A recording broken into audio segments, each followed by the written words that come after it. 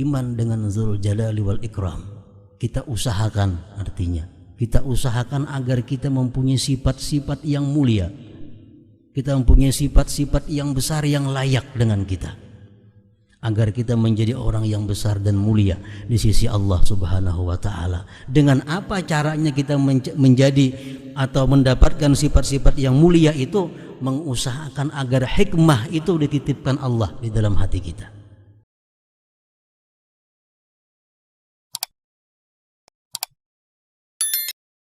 Daripada asma'illah al-husna, yaitu Dzul Jalali wal Ikram. Dzul Jalali wal Ikram itu artinya huwallazi yattasifu bis sifatil jalilati wal karimah. Dialah Tuhan yang bersifat dengan sifat-sifat jalilah, sifat-sifat yang besar, wal karimah, dan sifat-sifat yang mulia. Tuhan yang bersifat dengan sifat-sifat yang besar dan yang mulia itu disebut Dzul Jalali wal Ikram. Wa sifatullah al-jalilah ka hayatihi ad-daimah wa ilmihi al-muhit bi kulli syai' wa iradatihi an-nafidhah wa qudratihi ala ijadil mumkin wa i'damihi wa sam'ihi wa basarihi bi jami'il mawjudat wa kalamihi al-mu'jiz. Bermula sifat Tuhan yang besar. Contohnya sifat Tuhan yang besar itu adalah kahayatih daimah, seperti hidupnya Allah yang abadi. Allah bersifat hidup, dan hidupnya Allah itu tidak kenal mati, daim. Nah, ini sifat hayat termasuk min sifatil jalilah, sifat-sifat kebesaran Allah Subhanahu wa taala. Wa ilmihil muhit bi kulli syai'. Sifat kebesaran Allah itu antara lain pula adalah pengetahuan Allah yang meliputi dengan segala sesuatu. Wa kana Allah ala kulli syai'in muhita. Ilmunya Allah meliputi dengan segala sesuatu, sehingga tidak ada sesuatu apapun yang tidak diketahui oleh Allah Subhanahu wa taala. Ini sifat kebesaran. Wa iradatihin nafidah, seperti iradat Allah, kehendak Allah yang lulus. Tidak ada kehendak Allah yang terbengkalai, tidak ada kehendak Allah yang macit ke dada. Semua yang dikehendaki Allah nafidah, lulus. Nah, ini kehendak, ini iradah, sifat kebesaran Allah Subhanahu wa taala. Wa qudratih ala ijadil mumkin wa i'damih, dan kudratnya Allah, kuasanya Allah mengadakan sesuatu yang mungkin dan meniadakannya. Allah bisa saat ini, Allah mampu saat ini mematikan kita. Allah mampu saat ini mengirimkan apa? Hujan kepada kita. Nah, ini mungkin. Allah Maha Kuasa. Kekuasaan Allah itu mengadakan yang mungkin dan meniadakannya. Wa sam'ihi wa basarihi bi jami'il mawjudat, dan termasuk sifat-sifat yang jalilah adalah seperti mendengarnya Allah dan melihatnya Allah dengan sekalian yang ada. Mawjudat. Di dalam kitab-kitab tauhid disebutkan Allah melihat hitam umpamanya. Di samping Allah melihat itu hitam, Allah mendengar itu hitam. Nah, jadi pendengaran Allah, penglihatan Allah itu berhubungan ta'alluqnya kepada yang maujudat, yang ada. Kalau kita paling-paling melihat, oh ini hitam, oh ini putih. Tapi kita kadang mendengar apa itu putih. Nah, Allah dengan samanya, dengan pendengarannya melihat dan mendengar apa itu putih.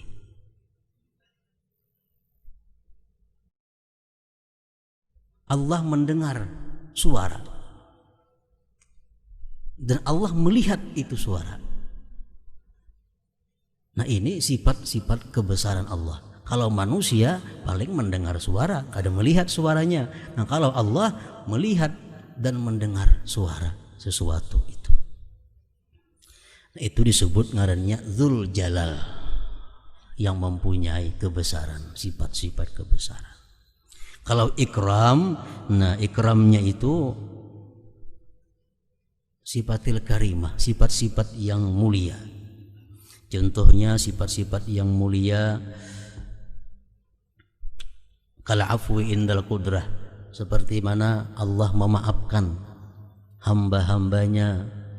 Allah maafkan, Allah ampuni, padahal Allah mampu untuk menghukumnya. Allah mampu menindak orang-orang yang salah, tapi justru dimaafkan. Nah, ini sifat karimah, sifat yang mulia. Wal wafa bil wa'ad, Allah selalu menepati janji. Innallaha la yukhliful mi'ad, Allah tidak pernah ingkar janji.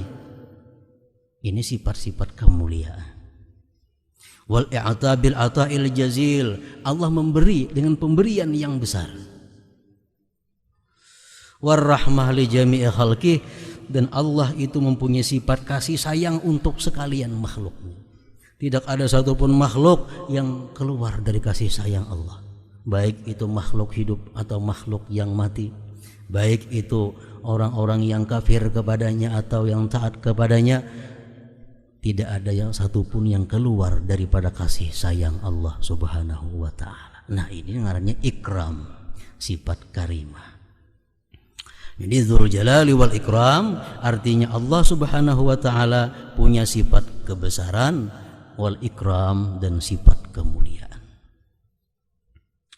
Para muhibbin rahimakumullah, tentang Dzul Jalali wal Ikram ini di dalam Al-Quran hanya ada dua, dan kedua-duanya dalam surat Ar-Rahman. Firman Allah, kullu man 'alaiha fan wa yabqa wajhu rabbika dzul jalali wal ikram. Kullu man 'alaiha fan, tiap-tiap orang yang berada di bumi ini binasa, artinya mati. Wa yabqa wajhu rabbik, dan yang kekal adalah Tuhan engkau, Dzul Jalali wal Ikram. Rasulullah sallallahu alaihi wasallam menjelaskan tentang keistimewaan nama Allah Dzul Jalali wal Ikram. Ujar Nabi kita, alizu biyadzal jalali wal ikram. Alizu biyadzal jalali wal ikram. Artinya apa? Ujar Nabi kita, ilzamu dzalika fid du'a. Itu maknanya.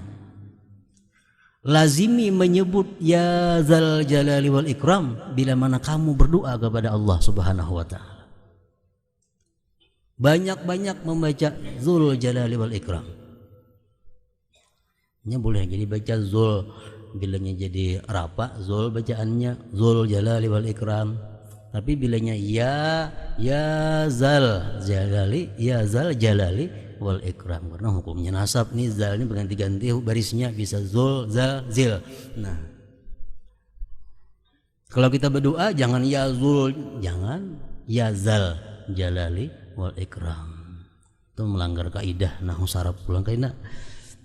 Jadi ya zal jalali wal ikram, ujar Nabi kita, lazimi menyebut ya zal jalali wal ikram. Menurut sebagian ulama mengatakan itu adalah termasuk Ismullahil A'zam, nama Allah yang a'zam. Nah, bila mana kita berdoa, doa kita akan lebih didengar, diperhatikan oleh Allah Subhanahu wa ta'ala. Para muhibbin rahimakumullah, al-mu'min bismillahil jalali wal ikram ayyakuna muttasifan bis sifatil jalilati wal karimatil laiqati bih. Orang yang beriman dengan nama Allah Dzul Jalali wal Ikram. Ini dzil bacaannya karena hukumnya khafat.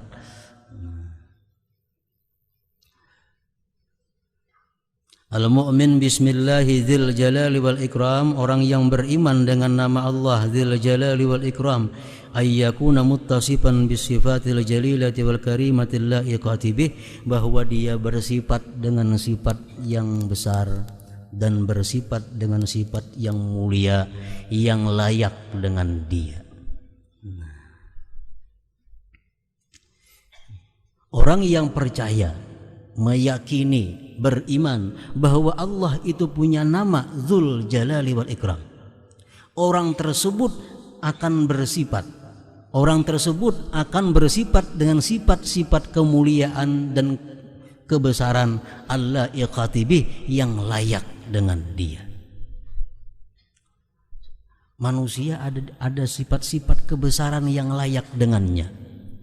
Artinya kalau manusia bersifat-sifat kebesaran itu, dia menjadi orang yang besar di sisi Allah Subhanahu wa taala. Kalau manusia ini punya sifat kemuliaan yang layak dengan dia, maka manusia ini akan jadi orang yang mulia di sisi Allah Subhanahu wa taala. Nah, kalau kita beriman bahwa Allah itu Dzul Jalali wal Ikram, kita usahakan diri kita bersifat dengan sifat kebesaran dan sifat kemuliaan yang cocok dengan kita, yang layak dengan kita. Di sini dicontohkan sifat-sifat kebesaran yang mesti disifati oleh mukmin, kal ikhlas, seperti ikhlas. Kalau kita punya sifat ikhlas, kita punya sifat kebesaran, dan kita jadi orang yang besar di sisi Allah Subhanahu wa taala. Ikhlas beribadah, beramal, ikhlas karena Allah semata.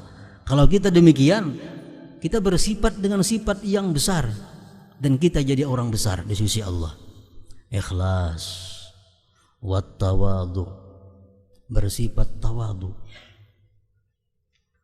Sifat tawadu, sifat di mana merasa bahwa diriku ini tidak lebih baik daripada orang lain. Sifat tawadu, sifat di mana melihat diri ini lebih rendah daripada orang lain. Nah, sifat tawadu ini sifat di mana orang tersebut bisa menerima yang benar dari siapapun datangnya yang benar itu. Nah, ini sifat tawadu. Ini sifat besar. Orang-orang yang besar yang punya sifat tawadu ini. Wal khauf minallah, takut daripada Allah. War raja'i ilallah, mengharap rahmatnya Allah. Wasabri, sabar. Wasyukri, syukur. Wattawakkuli, tawakal. Warridha, dan ridha. Nah, ini contoh-contoh sifat-sifat yang besar untuk hamba Allah. Sifat-sifat jalilah bagi hamba-hamba Allah. Sedangkan sifat-sifat yang mulia bagi hamba-hamba Allah adalah kaljud, seperti pemurah, wal hilim, pemaaf, wan nasihah, dan nasihat, menghendaki orang-orang Islam itu selalu dalam kebaikan dan ketakwaan dan keberuntungan dunia akhirat. Nah, ini contoh sifat-sifat karimah. Kalau dalam hati kita, usaha kita ada semacam mengusahakan kebahagiaan orang-orang Islam. Dalam hati kita ada keinginan agar orang-orang Islam itu semuanya beruntung dunia akhirat. Dalam hati kita ada keinginan agar orang Islam itu selalu dalam keadaan kebaikan. Nah, kita ngarannya punya sifat nasihat. Ini sifat yang pemurah, sifat yang mulia.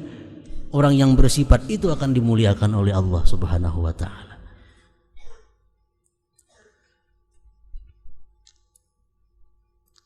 Al-mu'min bismillahi dzil jalali wal ikram ay yakuna muttasifan bisifatil jalilah wal karimah al-laiqah bih. Para muhibbin rahimakumullah. Wa aslu sifatil abdi al-jalilati wal karimah al-hikmatul lati auda'aha Allah fi qalbi abdi. Sifat-sifat yang besar tadi, sifat-sifat yang mulia untuk hambanya tadi. Nah, sifat-sifat yang besar dan sifat-sifat yang mulia yang tepat untuk hambanya tadi, seperti ikhlas, tawadu, pemurah, itu asalnya, pokoknya adalah hikmah yang Allah titipkan di dalam hati hambanya. Itu pokoknya, modalnya. Kita kada bisa tawadhu, kita kada bisa pemurah, kita kada bisa ikhlas kalau di dalam dada kita tidak ada hikmah yang dititipkan oleh Allah Subhanahu wa taala. Nah, ilmah ini semacam ilmu dari Allah, semacam cahaya dari Allah yang Allah tetapkan, Allah letakkan dalam hati hambanya. Dengan hikmah itulah seseorang jadi tawadhu, seseorang jadi pemurah, seseorang menjadi takut dengan Allah. Nah, jadi pungkalanya, dasarnya semuaan sifat-sifat yang baik dan sifat-sifat yang mulia itu adalah hikmah allati auda'aha Allah fi qalbi abdi, hikmah yang Allah berikan, titipkan di dalam hati hamba-hambanya. Para muhibbin rahimakumullah. Nah, jadi kita beriman dengan Dzul Jalali wal Ikram. Kita usahakan, artinya kita usahakan agar kita mempunyai sifat-sifat yang mulia. Kita mempunyai sifat-sifat yang besar yang layak dengan kita, agar kita menjadi orang yang besar dan mulia di sisi Allah Subhanahu wa taala. Dengan apa caranya kita menjadi atau mendapatkan sifat-sifat yang mulia itu? Mengusahakan agar hikmah itu dititipkan Allah di dalam hati kita.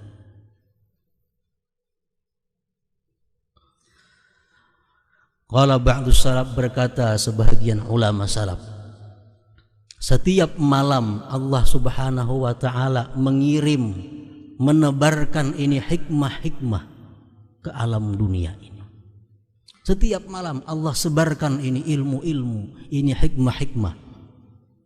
Dan dia berkeliling melihati setiap hati orang-orang yang beriman. Apabila hati itu patut untuk disinggahinya, maka hikmah itu akan singgah dalam hati tersebut. Dan jadilah orang yang disinggahi oleh hikmah ini timbul segala sifat-sifat mulia pada dirinya. Nah, jadi ini ta'arradu li nafahatillah. Kita usahakan untuk menghadang, kita usahakan untuk mempersiapkan diri, kita usahakan untuk mendapatkan tebaran hikmah Allah yang disebarkan pada tiap-tiap malam itu.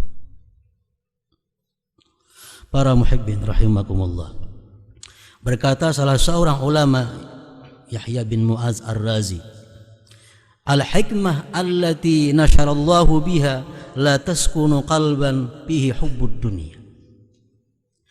Hikmah yang disebarkan oleh Allah tiap-tiap malam ini kada akan singgah di dalam hati yang dalam hati itu ada hubbud dunia. Ada hubbud dunia. Nah, jadi artinya orang yang hubbud dunia ini kada akan bisa bersifat dengan sifat jalilah dan karimah. Orang yang hubbud dunia kada akan bisa bersifat yang mulia, bersifat kebesaran yang layak dengan dia, kada bisa. Kenapa? Karena kada ada modalnya, karena kada ada dasarnya.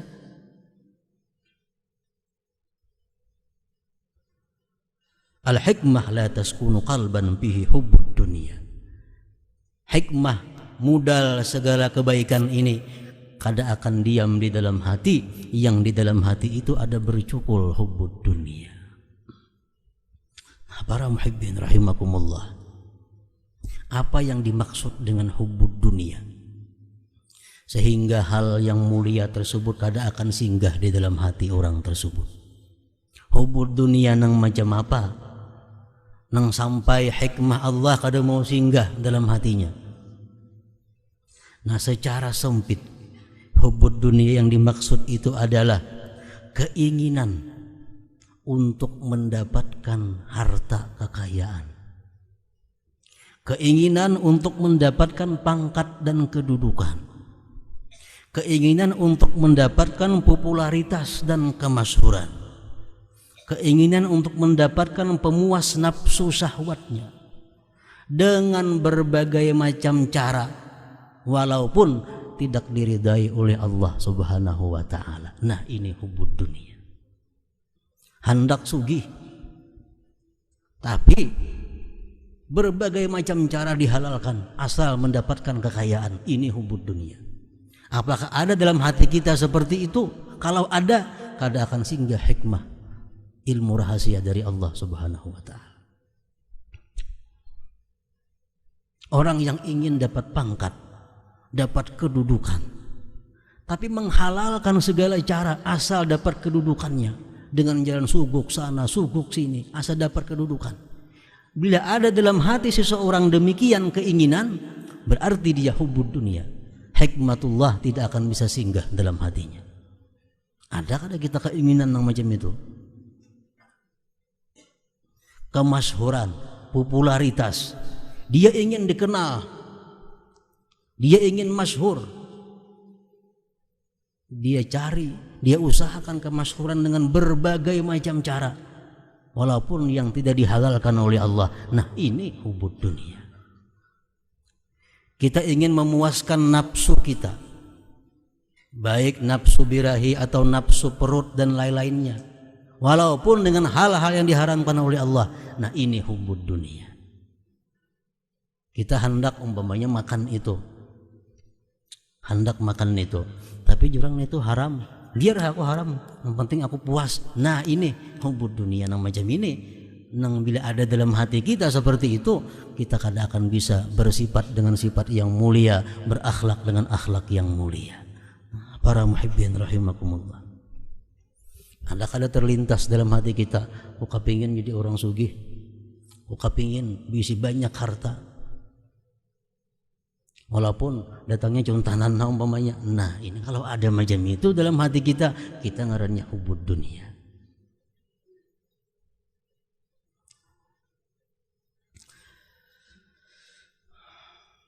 Hubbud dunia ad-da'ul udhal. Hubbud dunia ini yang macam tadi disebut oleh para ulama sebagai penyakit yang paling sulit. Ad-da'ul udhal.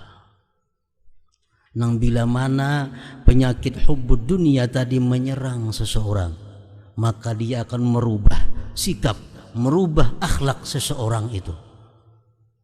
Bila hubbud dunia ini masuk ke dalam hati kita, dia akan memberikan warna dalam kehidupan kita, memberikan pengaruh yang kuat dalam hidup kita. Dan ini hubbud dunia bisa masuk kemana-mana. Kada pilih bulu, kada pandang bulu, siapapun bisa dimasuki penyakit yang namanya hubbud dunia ini. Dan bila masuk ke dalam hati seseorang, dia akan merubah sesuatu yang baik yang ada pada diri orang tersebut. Hubbud dunia itu bisa masuk kepada kaum perempuan, kepada kaum ibu-ibu. Nah, kalau ibu-ibu ini dimasuki oleh hubbud dunia, apa pikirannya? Kayak apa tingkah lakunya? Apa yang jadi perhatiannya? Ujar Nabi ada dua. Yang pertama al-libas wa zina, pakaian dan perhiasan. Ini kalau bini-bini sudah dimasuki oleh hubbud dunia ini, pikirannya apa? Perhiasan dan pakaian. Tujuannya apa? Agar menjadi pusat perhatian orang, supaya orang cangangan lawan aku, bahasa kitanya. Jadi pakai baju nang model-model, perhiasan nang model-model, supaya jadi cangangan orang. Ini bini-bini yang sudah dimasuki oleh hubbud dunia, merubah akhlaknya, merubah sikapnya, merubah kelakuannya. Dan Rasulullah mengatakan bahwa penyebab umatku perempuan ini banyak masuk neraka, ia dua itu, pakaian dan perhiasan mereka. Dalam hal berpakaian, kadang-kadang kaum perempuan kita ini rela melanggar hukum Allah asal sesuai dengan zaman. Nah, ini perempuan yang sudah hubbud dunia. Dia berpakaian dengan pakaian yang sesuai zaman walaupun melanggar hukum Allah. Dia berpakaian pakaian yang mahal walaupun kreditan nukarnya, asal baju nang larang nang mahal. Nah, ini perempuan yang sudah diserang hubbud dunia, bisa masuk kepada perempuan. Dan lagi ini hubbud dunia kalau masuk ke dalam tujar, pengusaha, pedagang, ini bisa hubbud dunia masuk ke situ. merubah kelakuan pedagang, merubah akhlak si pedagang menjadi apa? Pedagang yang dimasuki hubbud dunia itu, pertama dia kada segan-segan melakukan kizib, dusta. Ini barang baik, ini barang baik, ini barang nomor satu. Kalau ada barang nang kada asli dipadahkan nomor dua, kada mau nomor dua, ada asli ya kada asli. Ini orang pedagang menyusun kata. Ini nomor satu asli. Ini pang itu nomor duanya, kada asli padahkan nomor dua, itu kada asli. Jangan kizib. Nah, kalau pedagang ini dimasuki kizib, dimasuki hubbud dunia, jadinya apa? Kizib, mengurangi takaran, timbangan, ukuran, menyimpan, menyembunyikan aib-aib barang yang dijual. Ini semua adalah akibat dari pedagang pengusaha yang cinta kepada dunia tersebut tadi. Kalau macam itu, kada akan timbul dalam diri si pedagang ini sifat-sifat mulia seperti tawadhu, seperti ikhlas dan lain-lainnya tadi. Karena modalnya kada diberikan Allah Subhanahu wa taala, yaitu hikmah tadi. Hubbud dunia masuk bisa kepada agniya. Agniya orang-orang yang kaya. Orang-orang yang kaya bisa dimasuki hubbud dunia. Jadinya apa? Pertama bukhul, dia kikir. Dia kikir. Perhitungan, terlalu perhitungan. Nah ini apa? Karena si agniya ini diserang oleh hubbud dunia. Hubbud dunia bisa masuk kepada masakin. Orang-orang miskin bisa dimasuki hubbud dunia. Rumah gubuk, hujan kehujanan, tapi hubbud dunia nang dalam situ orangnya bisa. Kelakuan orang miskin hubbud dunia itu macam apa? Pertama tamak, menghendaki nang di tangan orang. Ini bisa mencuntan jadinya kaina, bisa merampok, mencupit karena tamak. Nah, yang kedua, orang miskin nang hubbud dunia ini adalah kasratus soal, suka minta-minta jadinya. Suka mengemis. Nah ini orang miskin yang dimasuki oleh hubbud dunia. Umara, pejabat, bisa dimasuki hubbud dunia. Kalau sudah seorang pejabat ini dimasuki oleh hubbud dunia, jadinya apa? Dia melakukan tindakan gulul, korupsi, mengambil duit negara artinya untuk dipakai pribadi atau keluarga atau kelompoknya. Ini gulul. Ini yang paling berat gulul ini. Orang yang berkhadam melawan Nabi, berkhadam melawan Rasulullah, mati di perang sabilillah, jar Nabi masuk neraka. Kenapa? Karena dia gulul, korupsi, satu lembar selimput. Coba bayangkan. Apalagi hidup kada lawan Rasulullah, berperang sabilillah kada pernah, gulul pula. Maginnya. Nah umara yang hubbud dunia itu gulul ini, penyakitnya korupsi. Yang kedua zalim. Arti zalim apa? Kada rata membagi-bagi kekayaan negara. Kada rata, berpilih bulu. Nah ini patut diberi, ini kada rata. Nah ini penyakit umara yang dimasuki oleh hubbud dunia. Hukam, penegak-penegak hukum bisa dimasuki hubbud dunia.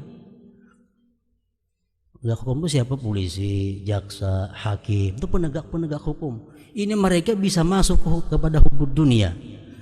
Dimasuki hubbud dunia apa jadinya? Mereka memperjualbelikan hukum. Hukum pekawal ditukari. Kalau sebulan 10 juta bayarnya. Kalau dihukum 2 bulan 5 juta bayarnya. Dihukum 3 bulan 2,5 juta. Dihukum setahun prayak gratis. Ini hukam, penegak hukum yang hubbud dunia. Dia dimasuki oleh penyakit-penyakit seperti riswah, sogok, menjual belikan hukum. Ulama, orang-orang yang punya ilmu pengetahuan agama, ini pun bisa dimasuki oleh hubbud dunia. Orang-orang yang diberi Allah kelebihan ilmu agama ini pun kada sunyi daripada serangan hubud dunia. Imam Al-Ghazali mengatakan dalam juz awal Ihya Ulumuddin, bagaimana kalau ulama ini sudah dimasuki hubud dunia? Pertama, takhfiful ghair wa ta'zimu nafsi. Dia meremehkan orang lain dan mengagungkan dirinya. Ini contohnya. Seorang ulama yang dulunya baik, dulunya khusyuk, dulunya tawadhu, dulunya ahli ibadat, dulunya pendiam, begitu dimasuki oleh hubbud dunia, dia akhirnya meremehkan orang lain dan mengagungkan dirinya.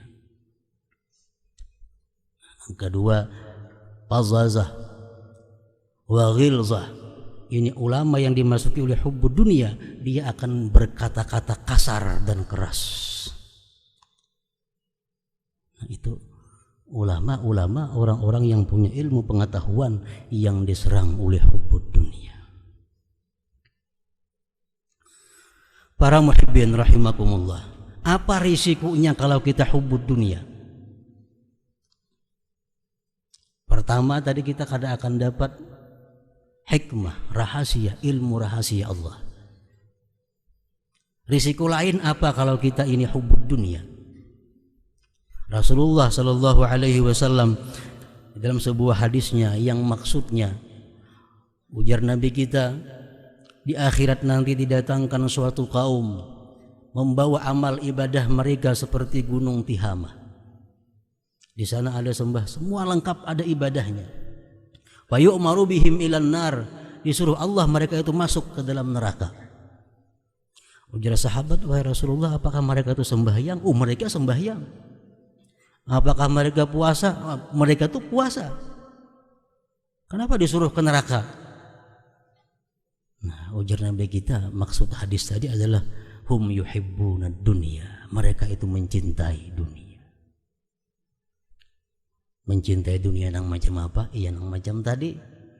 Hati ini hendak kaya, kaya apakah caranya? Yang penting kaya. Nah, itu hubbud dunia. Yang penting aku jadi pejabat ini, kaya apakah caranya? Harus jadi pejabat itu. Nah, ini hubbud dunia yang macam ini. Hubbud dunia yang macam ini yang membawa akibat seperti demikian tadi. Para muhibbin rahimakumullah, Allah Subhanahu wa ta'ala tidak melarang sedikit pun kepada kita untuk mengurus dunia. Bahkan dalam Quran Allah menyebutkan wala tansa nasibaka minad dunya. Jangan kau lupakan bagian engkau dari dunia. Allah tidak melarang kita mencintai dunia secara mutlak, tidak. Buktinya Jibril alaihi salam membisiki kepada Rasulullah, ahbib man ahbabta man ahbabta. Cintailah orang yang kau cintai, fa innaka mufariquh, tapi ingat kau nanti akan berpisah dengannya. Kita tidak dilarang mencintai dunia secara mutlak. Bahkan Salman Al-Farisi menegur sahabatnya Abu Darda, dan teguran Salman ini dibenarkan oleh Rasulullah SAW. Abu Darda orang yang sudah membuang dunia, kada mau urusi lagi dirinya, kada mau urusi lagi hartanya, kada mau urusi lagi rumahnya, kada mau urusi lagi bininya, kada mau urusi lagi anaknya. Siang puasa, malam sama malam beribadah kepada Allah. Ditegur oleh Rasulullah SAW, wahai Salman, engkau hidup dalam dunia, kau ada punya anak, urus anak kamu, ada punya istri, ada punya harta. Jadi pengertian hubbud dunia ini dilarang, bukan pengertian hubbud dunia secara luas kan. Kita silahkan mencintai orang-orang yang kita cintai, kita mencintai sesuatu yang kita cintai, asalkan dalam hal mencintai itu kita kada keluar daripada hukum Allah Subhanahu wa ta'ala. Cari kekayaan sekaya-kayanya, tapi dalam real agama. Anak jadi pejabat silahkan setinggi-tingginya, asalkan dalam real agama yang sebenar-benarnya. Jadi agama kita bukan mengharuskan kita jadi orang fakir.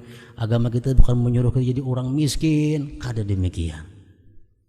Agama kita menghendaki bahwa kita ini kaya, kuat, tetapi tunduk dan patuh kepada hukum Allah Subhanahu wa ta'ala. Nah, itu intinya.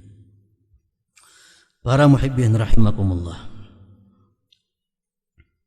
Jadi kita usahakan sifat-sifat yang mulia, sifat-sifat yang besar tadi ada pada diri kita.